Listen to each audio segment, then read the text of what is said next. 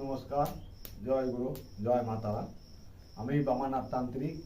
এই যে আপনারা এই দিনটা দেখছেন, একটা কাজ এখানে মানে একটা ভালো কাজ করা হলো, একটা বাস্তবাড়ির দোষ কাটানোর জন্য। এবং আমাদের এই যে তারা মায়ের মন্দিরে আমরা কাজ করি, তা বাবা এখানে মায়ের মন্দিরে আমরা কাজ করি বাবা, আমরা এখানে বদমাইশি করি না বা এখানে চিটিং করতে বসে নাই। আমাদের সঠিক কাজ আমাদের মানে হবে, বা আমি মায়ের কাছে দয়া নিয়ে আমাদের কাজটা করব, এইটুকু আমাদের মনে সব থেকে বড় আশা, বা এটা আমাদের বাসনা বাবা।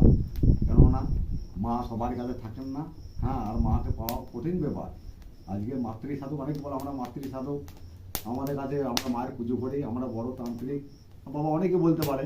তবে মা সকলকে সমাজ মানে একভাবে দেখে না, এবং মা সকলের কাছে সবসময় থাকে না।